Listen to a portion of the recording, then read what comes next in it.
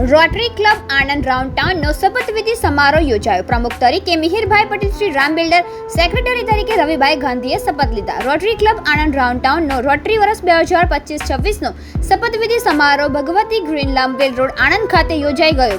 આ પ્રસંગે પ્રમુખ તરીકે મિહિરભાઈ પટેલ અને સેક્રેટરી તરીકે રવિભાઈ ગાંધીએ શપથ લીધા હતા. પદગ્રહણ વિધિ રોડી 360ના ડિસ્ટ્રિક્ટ ગવર્નર અમરદીપસિંહ બુનેટ અને કમલજીત કૌર બુનેટ દ્વારા કરવામાં આવી હતી. આ સમારોહમાં રોટરી D360ના પૂર્વ ગવર્નર મિહિરભાઈ દવે, સરદાર પટેલ યુનિવર્સિટીના વાઇસ ચાન્સેલર નિરંજનભાઈ પટેલ, વિપુલભાઈ પટેલ, ધારાસભ્ય સોજિત્રા, CVM જોઈન્ટ સેક્રેટરી મેહુલભાઈ પટેલ, આણંદ જિલ્લા ભાજપા હોદ્દેદારો, બિલ્ડર એસોસિએશનના પ્રમુખ જયેશભાઈ પટેલ, વિવિધ જાતિના ઉદ્યોગપતિઓ, તબીબો સહિત આણંદ રાઉન્ડ ટાઉનના સભ્ય પરિવારો ઉપસ્થિત રહ્યા હતા. આ સમારંભમાં અન્ય ક્લબો જેવી રોટરેક્ટ ક્લબ આણંદ રાઉન્ડ ટાઉનના પ્રમુખ તરીકે રો શુભમભાઈ દવે, સેક્રેટરી મૌલી પરીખ અને તેમની ટીમે શપથ ગ્રહણ કર્યા હતા.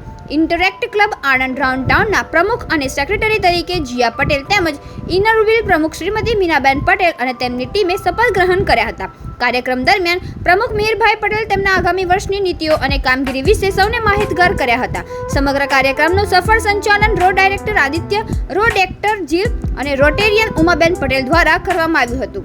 Rotary club Anand round town છેલ્લા 37 વર્ષથી આણંદની અંદર સામાજિક વર્ક કરી રહી છે, જેની અંદર અમે ઘણી બધી જગ્યાએ ડાયાલિસિસ મશીન, કરમસદ મેડિકલમાં લેઝર મશીન અને બીજી અન્ય ઘણી સેવાઓ અમે કરી રહ્યા છીએ, જેને વર્ષો આગળ કન્ટિન્યુ કરવાનું અમારું એ છે.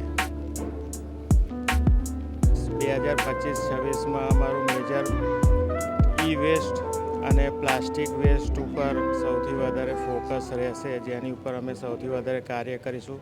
એ સિવાય અમે ટ્રી પ્લાન્ટેશનનો મોટો પ્રોજેક્ટ હાથમાં લીધો છે, જેને અમે વધારીશું અને એ સિવાય અનેક સામાજિક કાર્યો અમે એની અંદર કરવાના છીએ.